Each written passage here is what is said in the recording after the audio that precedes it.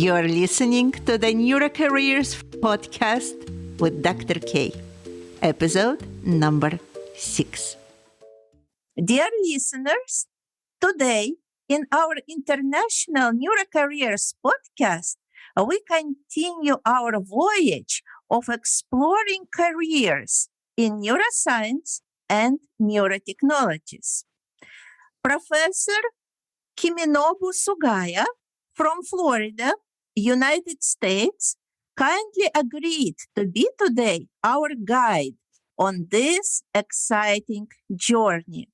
Welcome, Professor Sugaya. It's an honor to have you on our podcast. Thank you for coming. Hello. Yeah, good to see you. Can you briefly introduce yourself and also tell our listeners where are you right now? What does the weather look like and the view from your window? It's interesting because each of our speakers lives in different parts of the world. So this description gives a sense of how does it look like where you are right now. All right, sounds good. All right. Thank you very much for the invitation. And then I'll have to talk about myself and then, maybe the science career. So I'm in Orlando, Florida, the Mickey Mouse place. From my house, the Disney World is maybe 25 minutes or so. And also the 25 minutes to the coast. That means the Space Center. That's where I'm located. So then quite countryside. Look through the windows, I can see the palm tree and then the other trees that grow in a warm place. Anyway, I originally came from Japan. Original training was neurosurgeon. But I switched my career to the research because I thought, neurosurgeon is great. And then they can help all those people. But based on my calculation, I could help only 4,000 people for my life because being a neurosurgeon, you become like a 36, 7-ish when you become independent. And then you can do the maybe 20 years operation. After that, your eyes gets old, your hand becomes shaky. So then that's the reason, based on my calculation, you can help 4,000 people. Well, that wasn't enough for me. So then that's the reason I switched to the research. If I was successful in the research, maybe I could help the people, millions of people. So that's what I switched my career. I was young. If I continued to be a neurosurgeon, I made much bigger money or something like that. But at this point, I don't have any regret. I'm so happy to be a scientist at this moment. So then I came here, US, 35 years ago already. And then the first time I came here because one of the professor here came to Japan, gave a talk, and then I did the translator for him. And then one day he came to me and he had a big nose. And then he stick those nose to my nose and saying, "Why don't you come to my lab?" I said, "Sure." Then I was in his lab 2 weeks later without a visa or anything like that. So he took the visa, and then I had to go to Mexico to get the visa stamp, and then came back to the US. That was the starting point. Although in a year or so, I had to go back to Japan for 2 years because I got a Japanese grant. But I decided to come back to the US. And then I started in the Mayo Clinic in Jacksonville. Northern Florida area. And then one of my friends, he moved to Chicago and saying, "Why don't you do the basic research in Chicago? University of Illinois at Chicago. It's a good school." So I immediately said, "Yeah, sure." But that wasn't a good move. The university is great. Chicago is a beautiful city, but the weather, I hate it. That's the reason I started looking for the Southern university. That time already I started the stem cell research. Especially I was the first one to transplant human neural stem cells to the aged rat to show the improvement in the memory. That's why everybody wanted me to be there. And then I had quite a choice, but I decided to come to Orlando. Of course, the weather, but not just the weather. This university made for the NASA. They have a very good nanotechnology and then laser technology and computer science, so on. And then those things are very good for my neuroscience research. So that's the reason I came to here. Now this university is the second largest in US. Incredible growth. And then, matter of fact, I made more than 60 patents after I moved to here. That was 18 years ago. First of all, what I see that you had a very clear idea from the very beginning that you want to help people. That was the main point that propelled you on this way of doing research compared to having medical career. Is that correct? Yeah, that's true. When I was a high school student, surprising, at the beginning, I wanted to be the Einstein. That was the middle school. Everybody, dream being Einstein, physics. But I realized that my brain is not that great. All the physicists, they made their theory before 18. So then I thought I couldn't make it. So then I switched to the different career. Yeah. First, architect, because at that time the economy in the world was booming. So then I wanted to make a big something, being an architect. But I thought, what is the most important for the human life? Yeah. Maybe the health, and then maybe the aging could be the most interesting to do something. And then for the aging. But you can change your heart, you can change your liver, you can change your kidney, you can change everything under the neck. But if you change your brain, you're not you anymore. So that's the reason, okay, the brain is the most important part. So then I want to go for the brain anyway, research or the physician. So that was the intention. And then I move into this area. How did you connect it with this passion for art? Was there some influence of your studies in Chicago, which is an art city? I know that you have sculptures and art everywhere surrounding you in Chicago. Or did it start before that? Way after that. Maybe you can see my picture. That's my paint in my bag. Yes. Okay. Yeah, I love the arts. I paint by myself, and then I don't play, but I don't play any instrument. Okay. So then after I moved to here, that time I lost my ex-wife by some cancer. So then I was alone, and then I found this university front page showing some violinist playing outside of the fountain or something like that. That was the advertisement on the front page. And then when I read her name, oh, she's Japanese. So I went there and then they start talking. And then the one time she came to my house in Winter Park. Winter Park is a strange name anyway. That's lots of winter something in Florida. In the Winter Park, I had a house. That was a high seating cathedral house. So she brought her violin, which is like a 300 years old violin. And then she started playing the Bach, the chaconne. Chaconne is, the Bach has a partita number 2. And then that's for the solo violin. And then she started playing it. That was so beautiful. So I fall in love with her. Yeah, that's the reason we married. Yeah. But anyway, so then the one time at the lunchtime, we start talking. Can we do something together? Yeah, she's a violinist. And then I'm a neuroscientist. So at that time, not much, music and brain things happen. That was the before people start talking music and brain. That was 17 years ago. So then, well, we maybe want to combine music and the brain, and then she can play violin, and I start talking about this, how the music affect to the brain, or how the brain perceive the music. That kind of things we discussed, and then let's make the course for the honors college.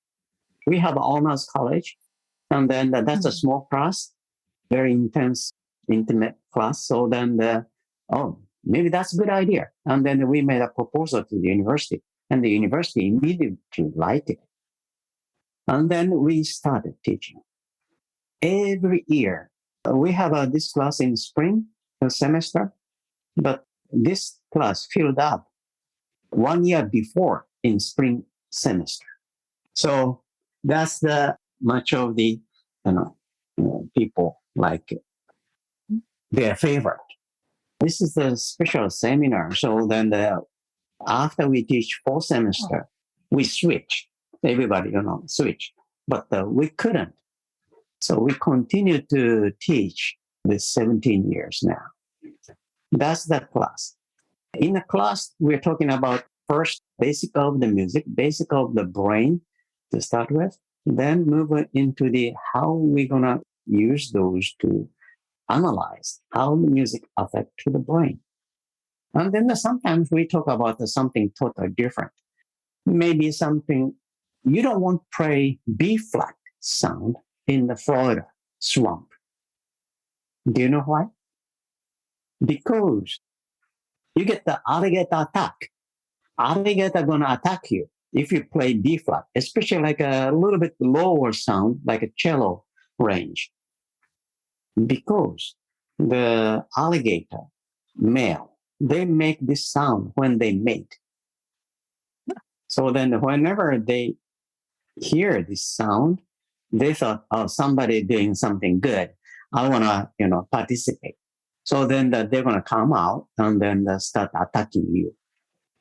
That kind of things also we are talking. Right? So then the B flat is a very interesting sound. Maybe you know that the last several chamber music, Beethoven made all of them at the B flat, on the B flat. That's something interesting. And also we know that like a black hole, they are making the B flat sound, although the very, very, very low, which we don't hear, but the B flat. So those things are very interesting stuff. We also insert not just that, the music can help the Parkinson disease or music can help the Alzheimer and so on. That's kind of plus. Yeah, that's beautiful. And the success of this course is very inspiring. 17 years. What changed in students? Maybe you notice. And what changed in your class over those 70 years? If you remember, how did it start and where it is right now?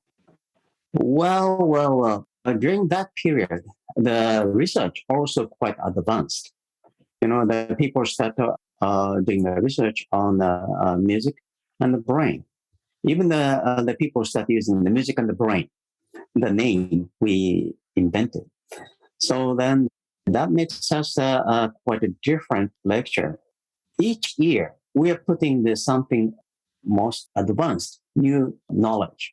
For example, now we know that a Parkinson patient, they're going to lose part of the brain called substantia nigra, dopaminergic neurons. But those neurons go into the other part of the brain called putamen. Those putamen making the rhythm in the brain. Our brain need a rhythm to think. Our brain need the rhythm to start moving or something. That's why the Parkinson patient, they have a very hard time to start walking or something like that. That's the problem with the Parkinson patient. So now we know that if we give the very rhythmical music to those Parkinson patients, they can behave just like normal. while they're listening to those music. So then those rhythm from outside of the body makes the nice brain rhythm in the patient. So then that comes a lot of new finding. Originally, we start talking about how to kill the pain with the music, how to calm down with the music. That was the original idea. Soothing music to calm down, nice feeling, and so on. And then we start recognize the music not just as soothing, but also can activate the brain. Like Alzheimer patient, later stage of the Alzheimer patient, they are become so depressed, and then they stop talking and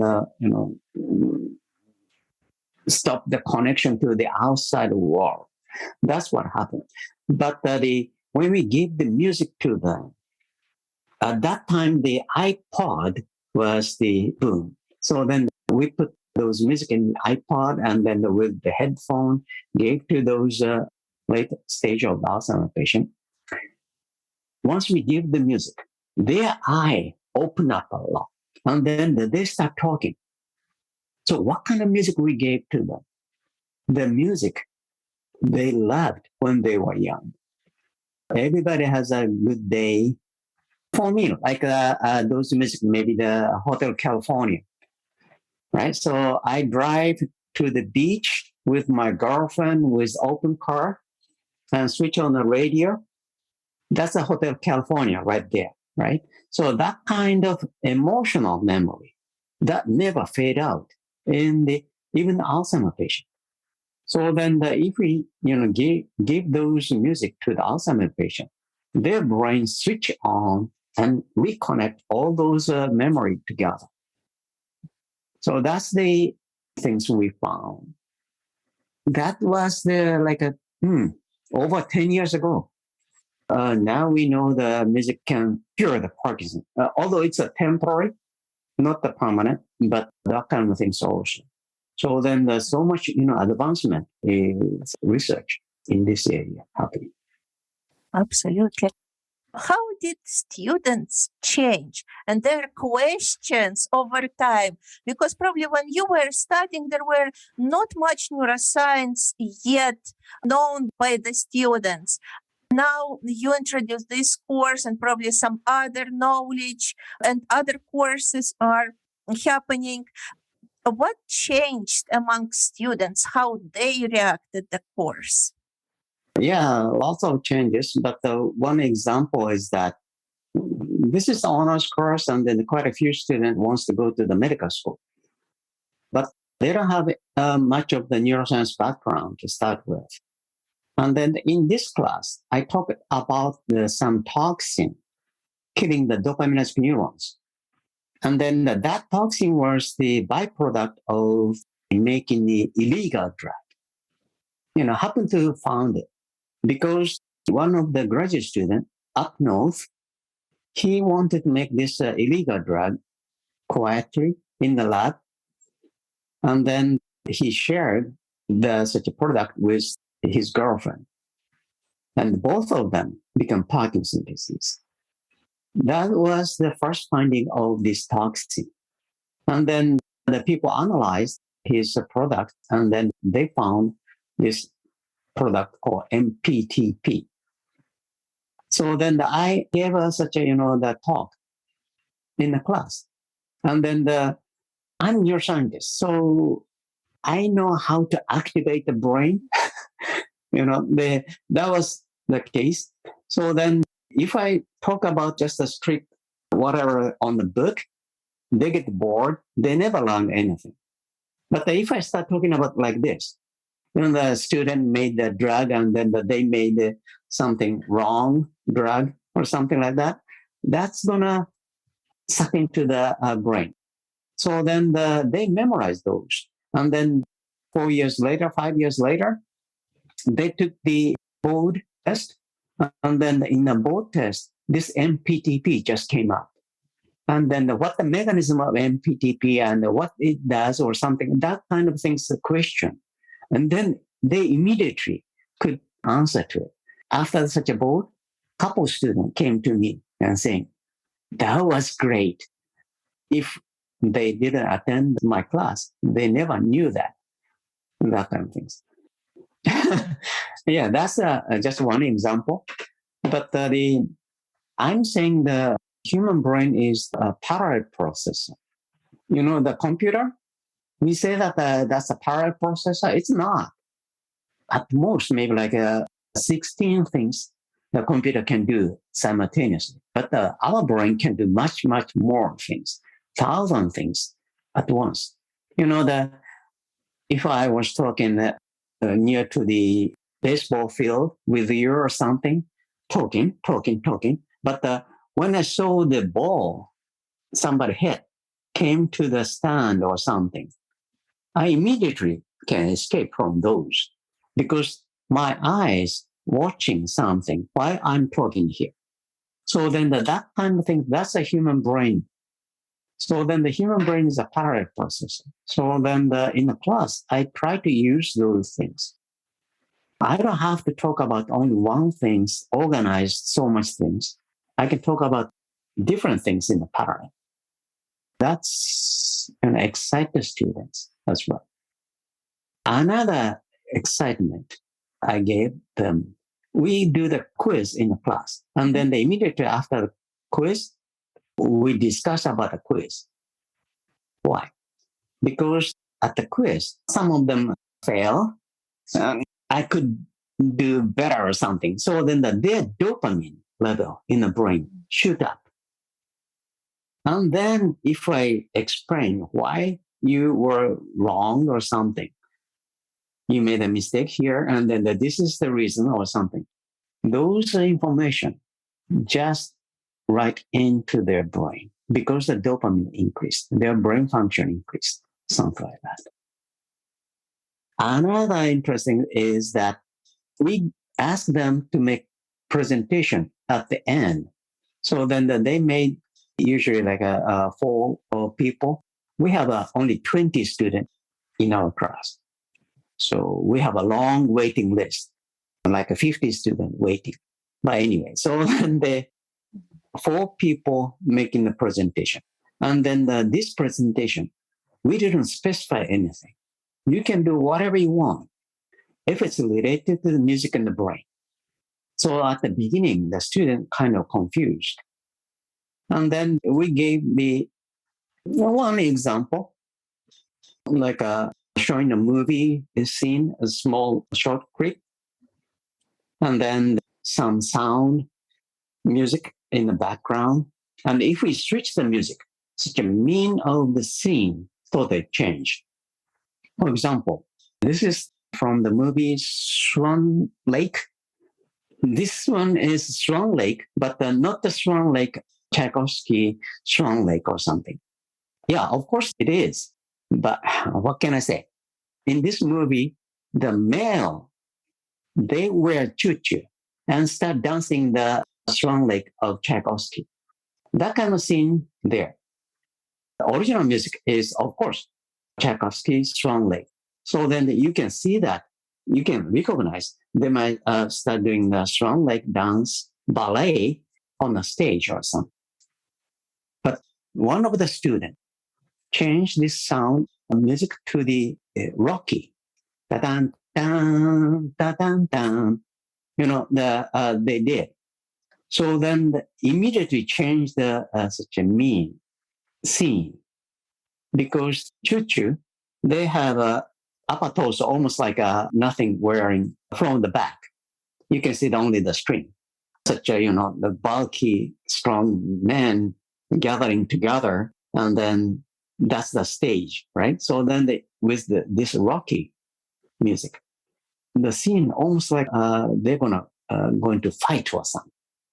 So that's much of the difference you can make. That was, the beginning. They start making those presentations. That was like 10 years ago, 15, 12 years ago. But nowadays they are doing something quite interesting stuff.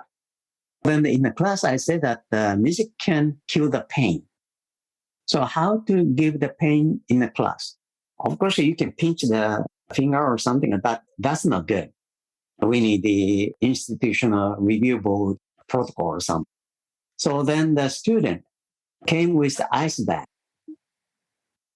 of the ice, and then asked the people to stick the finger in as long as possible. And then if they don't like it, they can pull the finger out. That's the test. And then with music, without the music, how long they can tolerate with those cold stimuli. That's kind of things that I thought are very interesting. The original soothing music kill the pain. That was the people thought at the beginning, like 20 years ago, when we start this class. But that wasn't the case. To kill the pain, you have to have a very rhythmical music, dance music, ABBA or something. That's nice. Of course, you know that like voodoo people, they do the rhythmical music and then the dance before they expose themselves to those pain. So exact same thing. And then with this ice bag study, they found exact same thing. If they gave this such a rhythmical music, the people can tolerate with those ice cold stimuli. Lots of things I can talk about. Maybe I can talk all day about our class. Anyway. That's very exciting. So what I see that the class was evolving as the knowledge about music and the brain was evolving. You also utilized your neuroscience knowledge to make this class interesting and engaging for students. Do you see how having this class, teaching this class, influenced your research? Do you see any parallels between what you were learning while teaching and the research that you did over this time? Okay, so then my main research is the stem cell research, right? But as you can imagine, implanting the stem cells into the human brain, that's very difficult things. So we need to have some alternative. That's why I started doing those Alzheimer patient treatment with the music. And then we saw the tremendous effect. That's the another way, influence in my research. Not just from the research to this class, but in the class, of course, each year I start looking to the new things, new publication to start with. And then I found some publication talking about stimulating Alzheimer patient. That was like a long time ago, maybe 13 years ago. I found such a paper. And then, okay, we need to try to do something like this. And then we collaborated with the local assistant living place, with some mild cognitive impairment people. We started giving the different type of the music to test. For the testing, interesting. We thought the Wagner could stimulate the people because, as you know, the Wagner been used for stimulating the soldier during the war, unfortunately. But Nazi used that. Even the U.S. Military, they used that.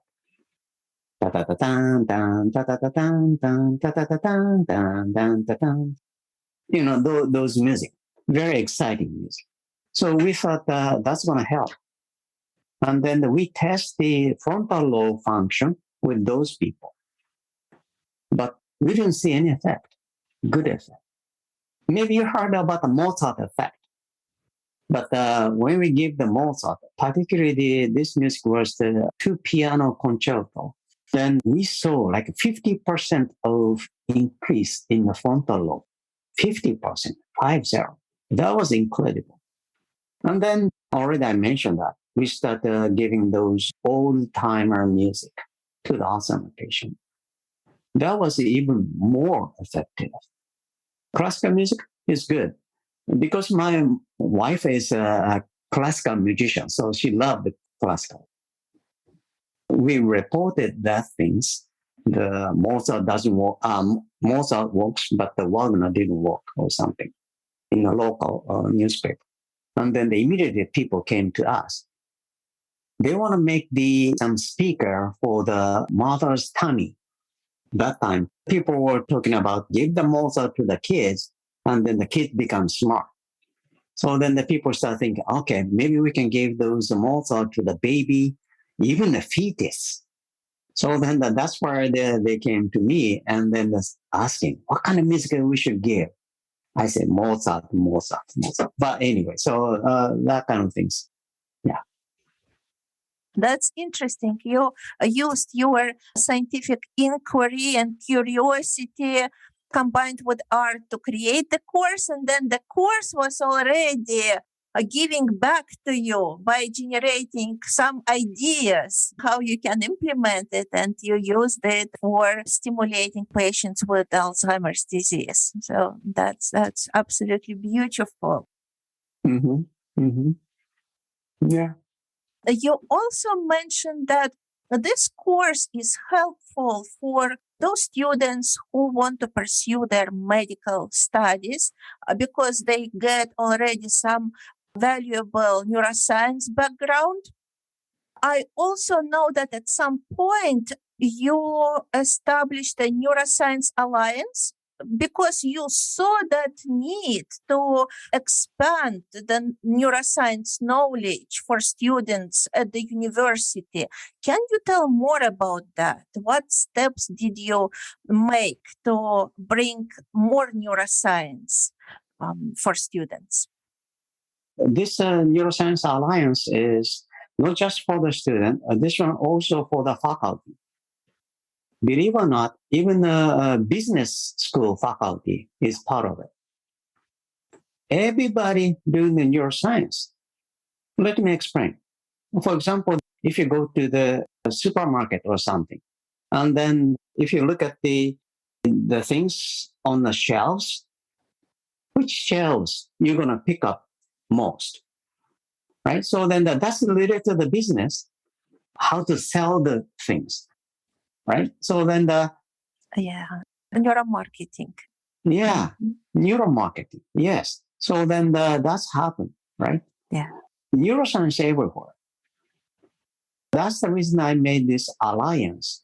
So then all those faculty, all those students, not just a pure neuroscience people come together and start doing something together. That's the alliance means.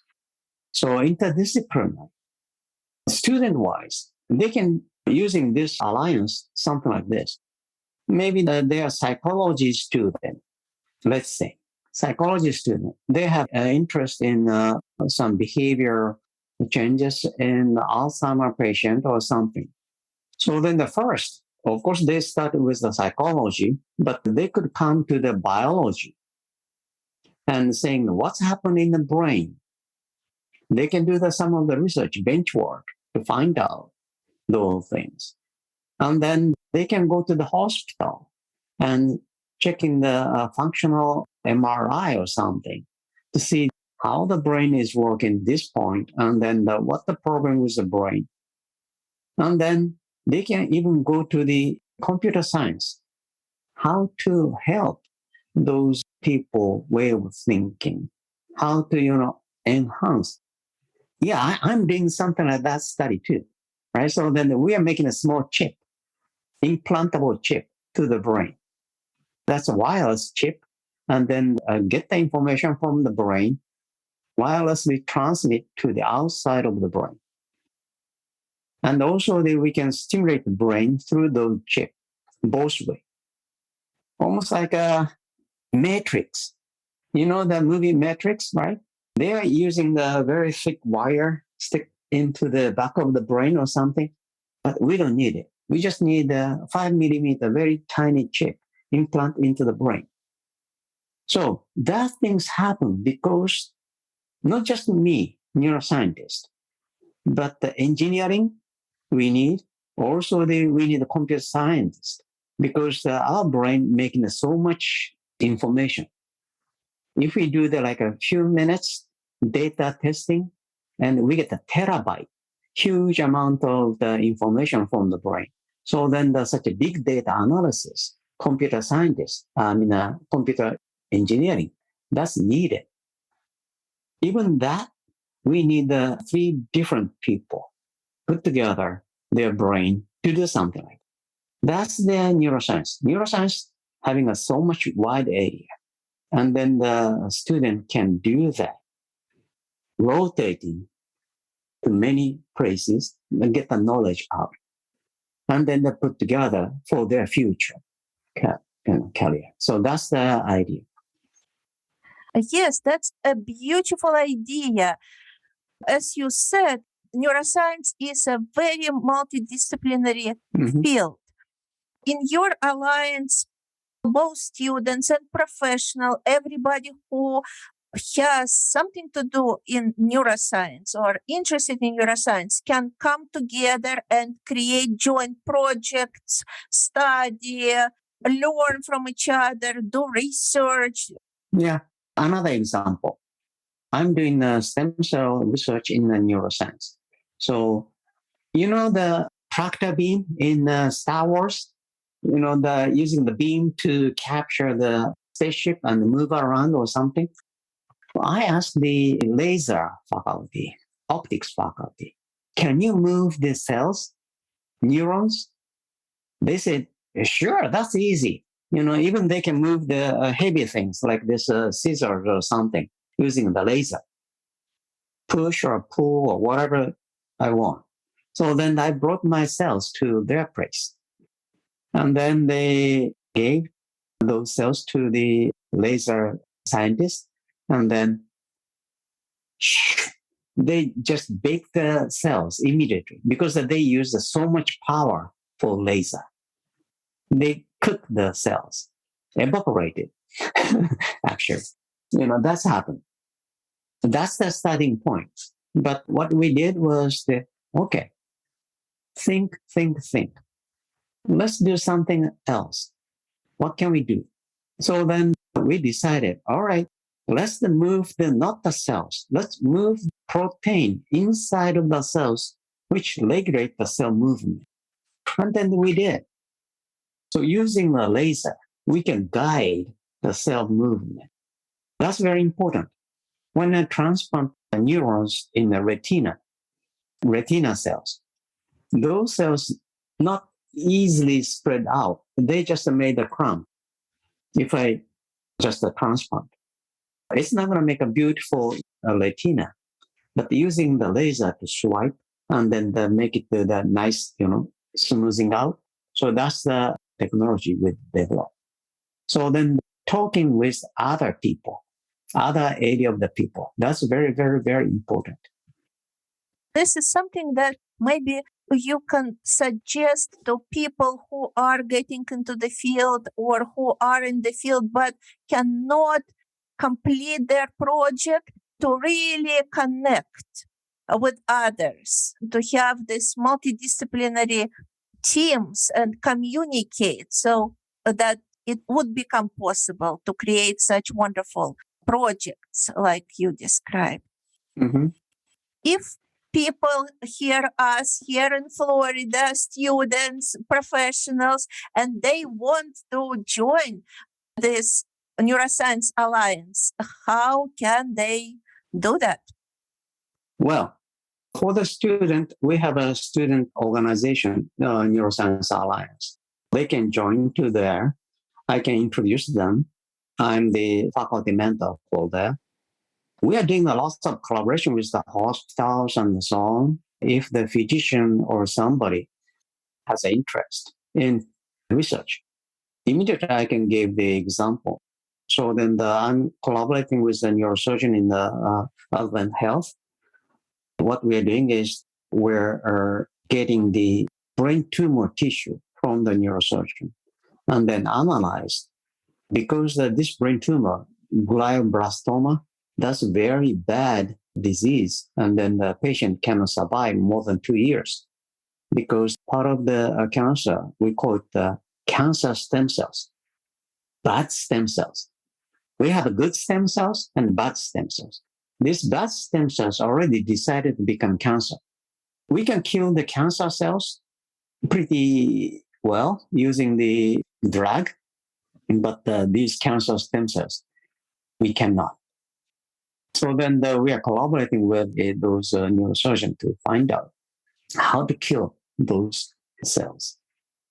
We just found a way to kill it last year. Hopefully, we can put it into the clinic pretty soon. Another example is we are collaborating with the physical therapist. He had this something interesting machine, almost like a rotating train for the astronaut. By doing so, he said that he can make a connection of the neurons in the variety of the neuromuscular disease and other diseases. So we are collaborating. We made this machine for the rats, the animals, and then we are putting those animals in the lab and then the testing and then how their brain change and so on. So lots of things we can do. So then just contact me if you want to do something. I can make a connection with the proper people. Wonderful. Thank you very much. And we will post this information in our notes so that people can do it. From what I can see, you have so many different projects going on, so many collaborations. And you are teaching this course, and you are constantly evolving by reading literature and finding new things. How do you manage your time? What would be your practical advice to people who get into this turmoil of projects and sometimes cannot handle it? That's a very difficult question because those things are quite different to person. For me, I want to do everything I have an interest. For example, I started losing my hair maybe 7 years ago, 8 years ago. So I decided, all right, let's do the research, how to grow the hair. And then we found a way to grow the hair. That's why my hair is okay now. And then I broke my collarbone into 4 or 5 pieces. I ride a big motorcycle. So then I just made an accident and then I broke my collarbone. And then I went to the hospital and then my friend, the surgeon, did the surgery, but it wasn't so great. So I decided, okay, let's make bone from the stem cells. Let's do it. That's the things, my driving force. And then this COVID, I made this. What's that? This is the handheld PCR machine. Uh-huh. You can put your sample, just as maybe saliva sample, to here without doing any lab treatment, anything. And then in 20 minutes, you can get the results. I made this prototype and then I brought this one into the commercial. Some of the big pharmaceutical company wants to develop this one. I cannot disclose who or what. COVID made that happen. And this COVID also made that happen. I found the treatment, how to treat COVID.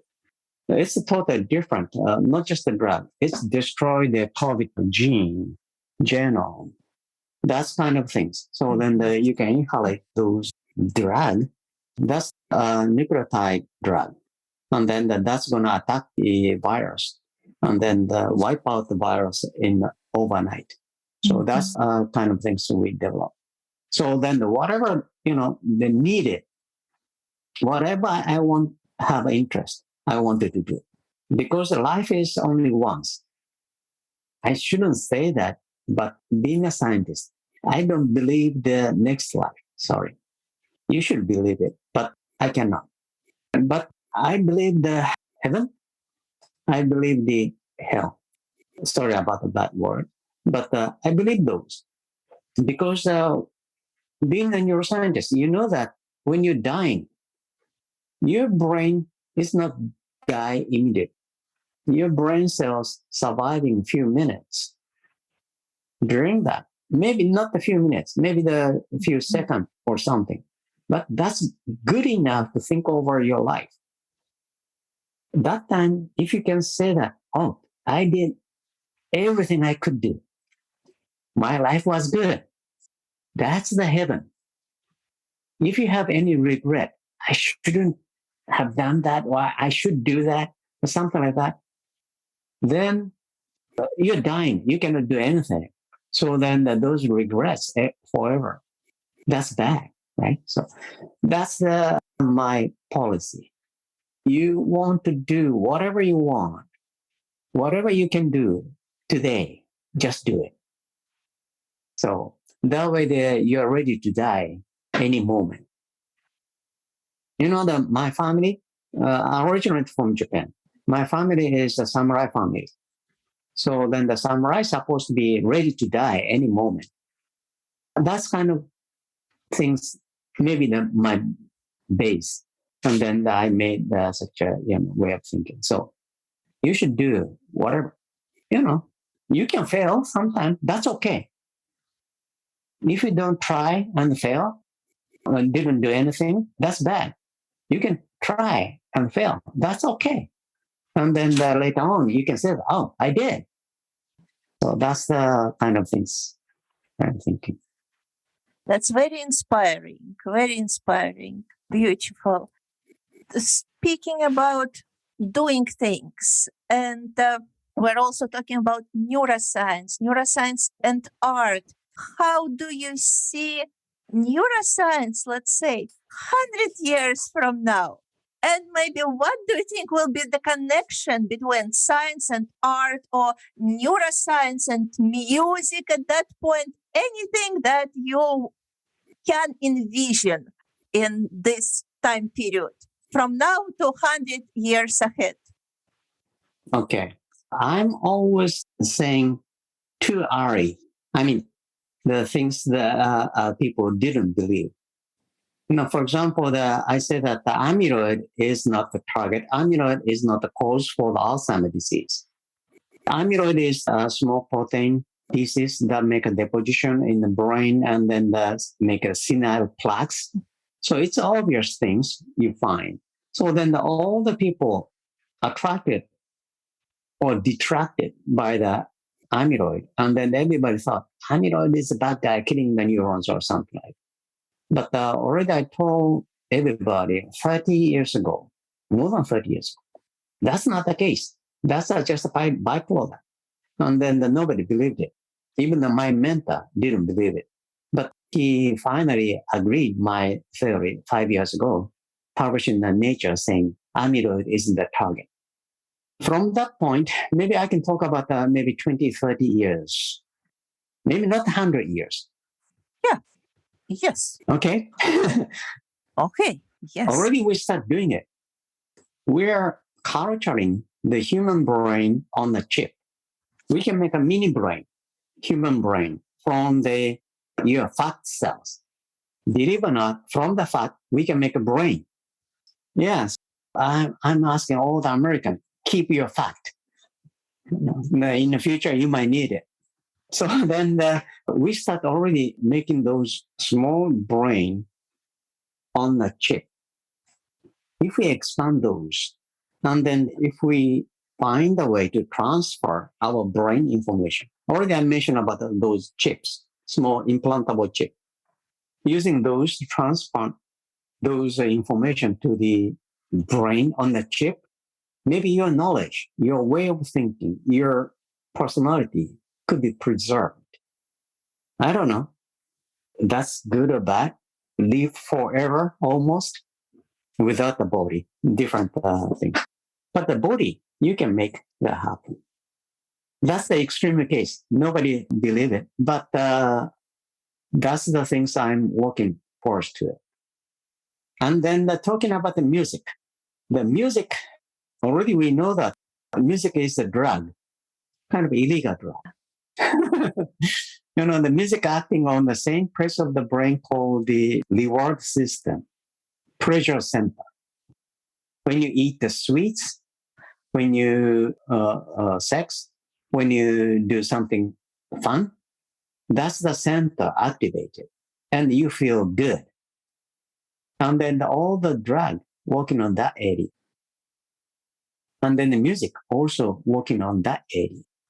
If we know more about the music, how to affect those areas, maybe that's the things could be advanced.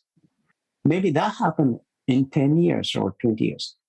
Already we can change your EEG brainwave using the music, certain type of music, like a binaural sound or something.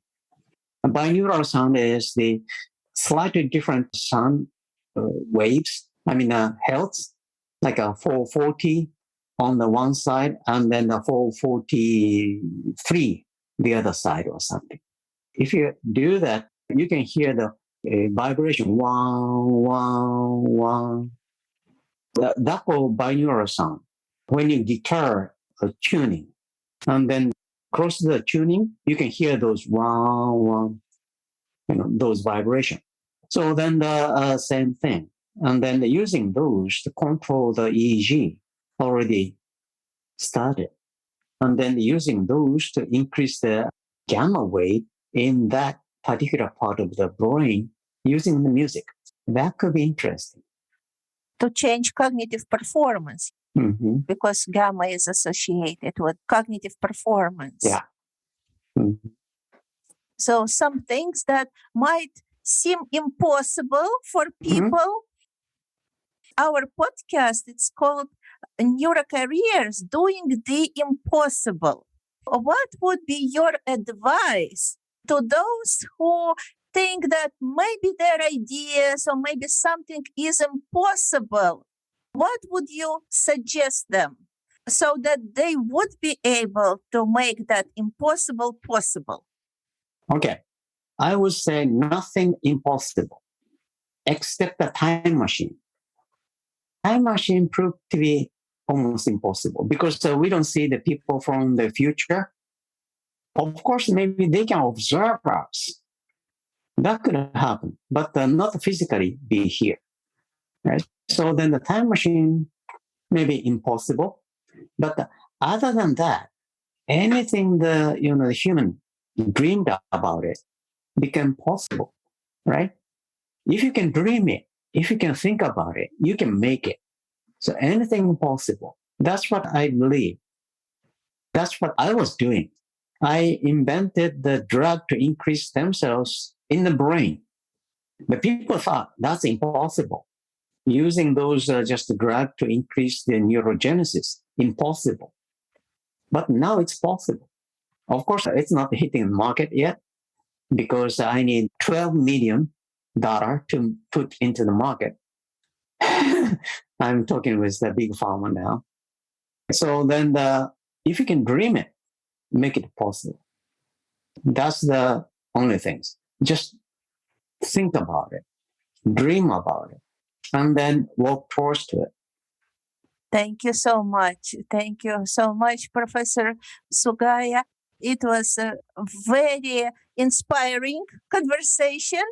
I'm sure many students will appreciate that and will more believe in their own ideas after hearing what you said and hearing all the exam. Thank you so much for being our guest on this podcast. And I wish you all possible success in all your dreams coming true. Thank you. Thank you very much.